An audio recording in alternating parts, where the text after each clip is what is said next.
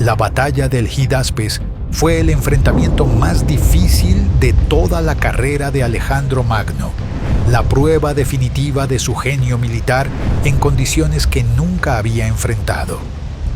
En las orillas de un río torrentoso en el corazón de la India, bajo lluvias monzónicas que convertían el terreno en barro, se enfrentó a un enemigo completamente diferente a cualquier otro que hubiera conocido.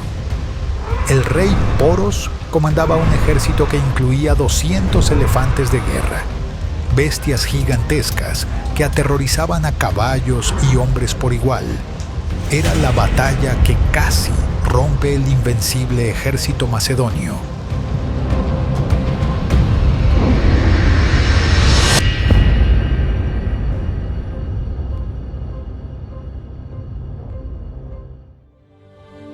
Este enfrentamiento representaba mucho más que una simple conquista territorial.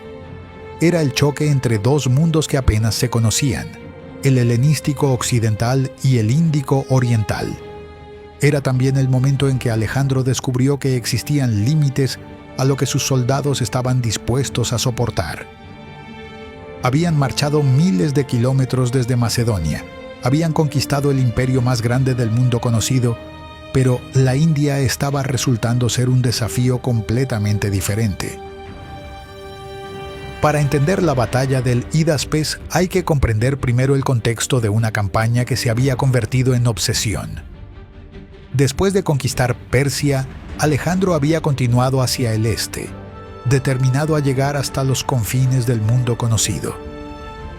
Había cruzado las montañas de Afganistán, había sometido las tribus belicosas de las fronteras orientales, había llegado finalmente al valle del Indo, donde comenzaba el misterioso subcontinente indio. La India que Alejandro encontró era un mosaico de reinos independientes, algunos grandes y poderosos, otros pequeños pero ferozmente orgullosos de su autonomía. No había un imperio centralizado como Persia que pudiera ser derrotado con una sola batalla decisiva. Cada reino tendría que ser conquistado individualmente. Cada río tendría que ser cruzado enfrentando resistencia. Cada montaña escondía nuevos enemigos. El rey Poros gobernaba el territorio entre dos ríos, el Hidaspes y el Acesines, en lo que hoy es la región del Punjab. Era un monarca que había construido su reino con su propia fuerza. Un guerrero formidable que medía más de 2 metros de altura. Los griegos quedaron impresionados por su presencia física, pero aún más por su determinación de no someterse sin luchar al invasor extranjero. Cuando llegaron las noticias de que Alejandro se aproximaba, Poros tomó una decisión que demostraba tanto su valentía como su comprensión táctica. En lugar de retirarse hacia el interior o buscar alianzas con otros reinos indios, decidió enfrentar a los macedonios en las orillas del río Hidaspes. Era una posición defensiva formidable que aprovechaba tanto el terreno como la estación del año. El río Hidaspes en la temporada de los monzones era una barrera casi infranqueable. Sus aguas crecidas corrían con una velocidad que podía arrastrar caballos y hombres. Las lluvias constantes convertían las orillas en lodazales traicioneros, donde el movimiento de tropas era extremadamente difícil. Poros sabía que cualquier intento de cruce sería peligroso y costoso para los invasores. Alejandro llegó a las orillas del Hidaspes en mayo del 326 a.C. y se enfrentó a un problema que desafiaba incluso su ingenio militar. Al otro lado del río torrentoso, el ejército de Poros esperaba en formación de batalla.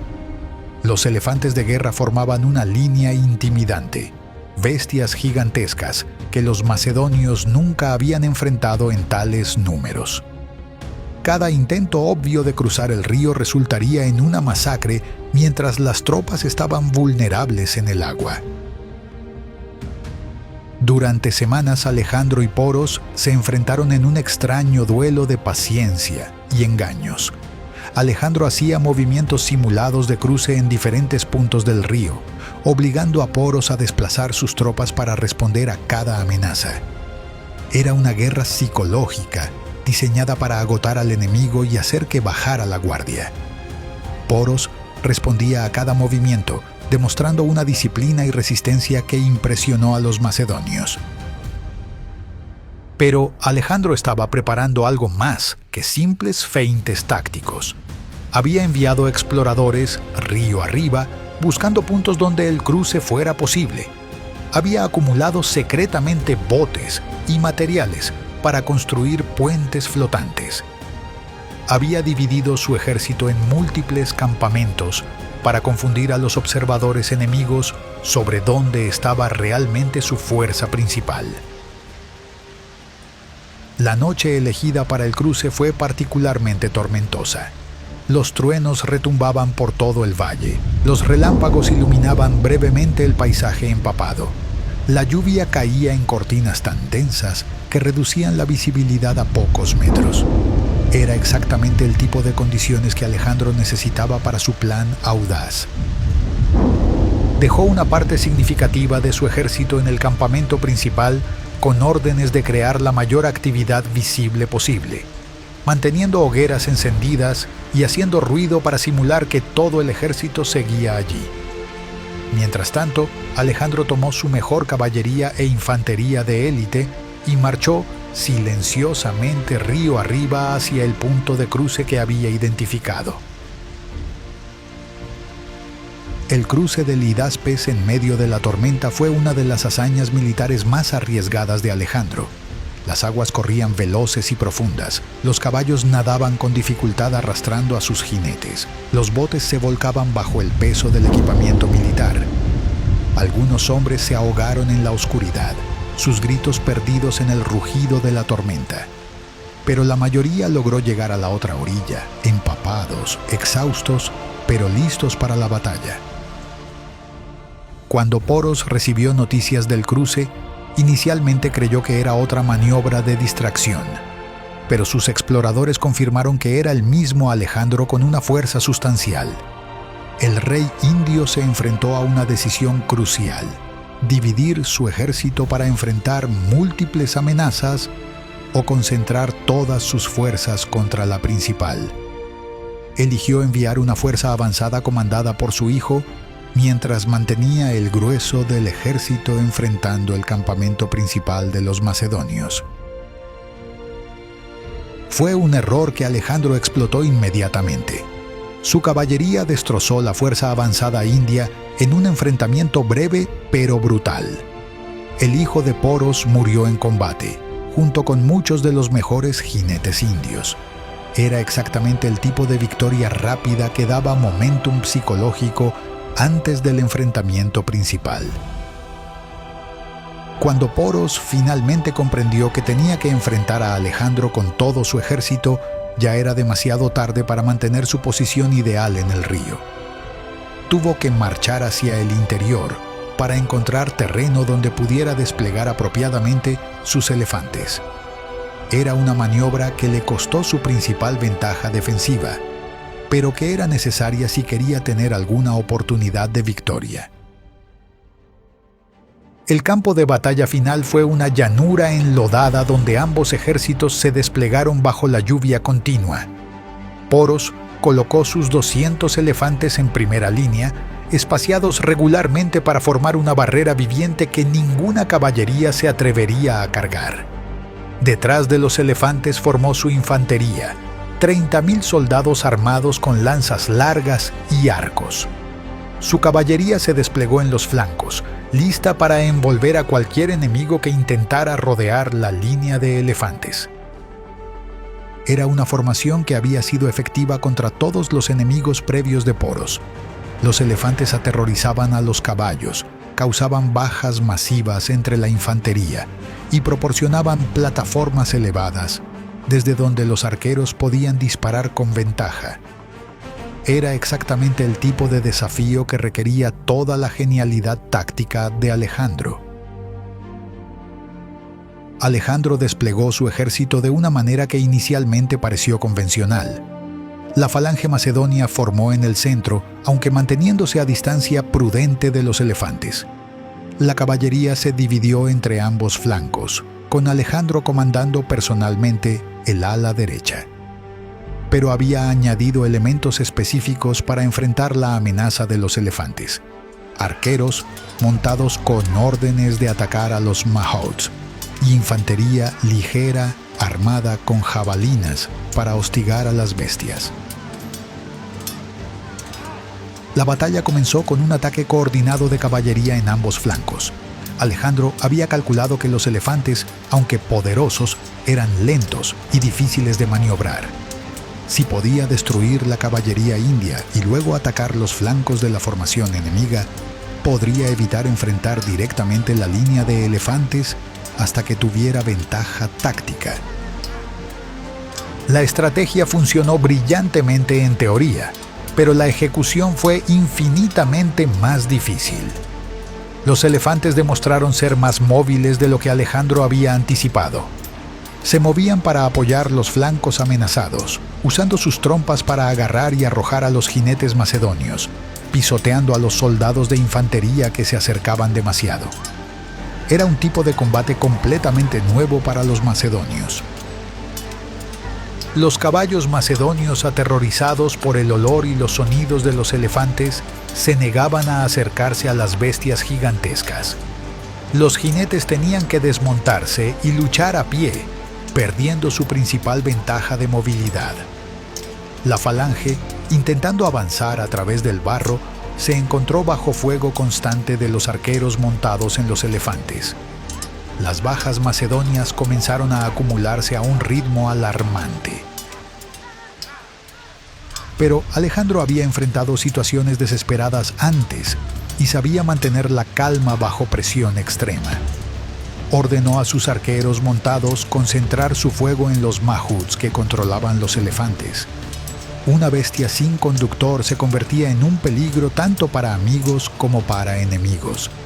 Al mismo tiempo, la infantería ligera recibió órdenes de atacar las patas de los elefantes con hachas y lanzas. La táctica era brutal pero efectiva. Los elefantes heridos enloquecían de dolor y comenzaban a pisotear indiscriminadamente, causando tanto daño a las tropas indias como a las macedonias. Los Mahouts, muertos, dejaban a las bestias sin dirección y éstas empezaban a retirarse instintivamente del combate. Lentamente, la línea india de elefantes comenzó a desintegrarse. Mientras tanto, Alejandro había logrado lo que parecía imposible: destruir la caballería india en ambos flancos, a pesar del apoyo de los elefantes. Con los flancos expuestos, la formación india se volvió vulnerable a un envolvimiento. La caballería macedonia, que había sufrido terriblemente pero mantenido su cohesión, comenzó a atacar por la retaguardia a la infantería de Poros. El rey indio luchó con una valentía que impresionó incluso a sus enemigos. Montado en el elefante más grande del campo de batalla, continuó dirigiendo a sus tropas incluso cuando la situación se volvió desesperada. Había sido herido múltiples veces, pero se negaba a abandonar el combate. Era exactamente el tipo de enemigo que Alejandro respetaba: valiente, competente y absolutamente determinado.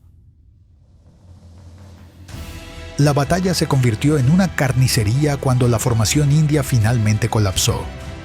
Los elefantes heridos huían en todas direcciones, pisoteando a propios y extraños.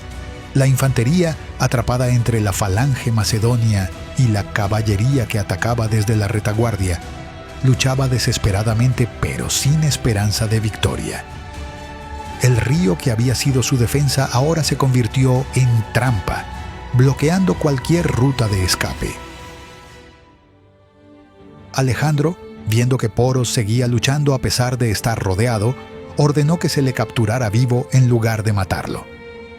Quería conocer a este rey que había presentado la resistencia más feroz que jamás hubiera encontrado. Cuando finalmente Poros fue rodeado y no tuvo más opción que rendirse, Alejandro cabalgó personalmente hacia él para aceptar su capitulación. El encuentro entre los dos reyes se ha convertido en leyenda. Cuando Alejandro preguntó a Poros cómo deseaba ser tratado, El rey indio respondió con una sola palabra: como un rey. Era exactamente el tipo de respuesta orgullosa que Alejandro admiraba. No solo le devolvió su reino, sino que añadió territorios adicionales, convirtiéndolo en aliado en lugar de enemigo derrotado. Las bajas en el Hidaspes fueron las más severas que Alejandro había sufrido en cualquier batalla. Miles de macedonios habían muerto o quedado heridos. Muchos de sus mejores oficiales habían caído. Su amado caballo bucéfalo, que lo había llevado a través de todas sus campañas desde la juventud, murió después de la batalla por heridas y agotamiento. Alejandro fundó una ciudad en su honor en el lugar donde fue enterrado. Para el ejército indio, las pérdidas fueron aún peores. Más de 20,000 soldados habían muerto. La mayoría de los elefantes estaban heridos o muertos. La estructura militar del reino había sido destruida. Pero Poros había ganado algo más valioso que la victoria táctica: el respeto de Alejandro y un lugar como aliado en lugar de súbdito conquistado. La batalla del Hidaspes marcó el punto más lejano de las conquistas de Alejandro. Después de la victoria, su ejército se negó a continuar hacia el este.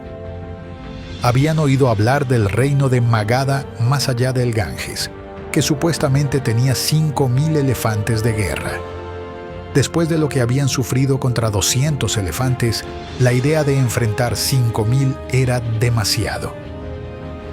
Por primera vez en su vida, Alejandro tuvo que ceder ante la voluntad de sus tropas. El río Hidaspes se convirtió en el límite oriental del imperio de Alejandro, la línea que nunca cruzaría. Era un final apropiado para una campaña que había comenzado en Macedonia 11 años antes. Había conquistado más territorio que cualquier otro conquistador en la historia, pero había descubierto que incluso su ambición tenía límites. La batalla demostró varias verdades importantes sobre el arte de la guerra. La primera era que incluso los mejores ejércitos podían ser desafiados severamente por tácticas completamente nuevas. Los elefantes de guerra habían resultado ser mucho más efectivos de lo que Alejandro había anticipado, y solo su genio adaptativo le había permitido encontrar una respuesta. La segunda lección era que el respeto mutuo entre enemigos valientes podía crear alianzas más fuertes que la simple conquista. La relación entre Alejandro y Poros se convirtió en modelo de cómo tratar a enemigos derrotados con honor, una lección que muchos conquistadores posteriores olvidarían. La tercera verdad era que incluso los soldados más leales tenían límites a lo que estaban dispuestos a soportar. El ejército macedonio había seguido a Alejandro hasta los confines del mundo conocido, pero en el Hidaspes habían visto suficiente. Su negativa a continuar fue tanto un reconocimiento de su humanidad como un límite al poder absoluto de Alejandro. Para la historia militar, el Hidaspes representó uno de los mayores desafíos tácticos jamás superados. Alejandro había enfrentado un ejército con capacidades completamente desconocidas para él, en terreno desfavorable, bajo condiciones climáticas adversas, y había encontrado una manera de ganar. Era la prueba definitiva de su genio militar. En las orillas del Hidaspes, donde el río seguía corriendo indiferente a las batallas humanas, se había decidido el límite oriental de la civilización helenística. Más allá estaba una India que permanecería independiente, manteniendo sus propias tradiciones y desarrollando su propia historia. El encuentro entre Oriente y Occidente en el Hidaspes fue breve pero memorable. Un momento en que dos grandes civilizaciones se enfrentaron y se reconocieron mutuamente.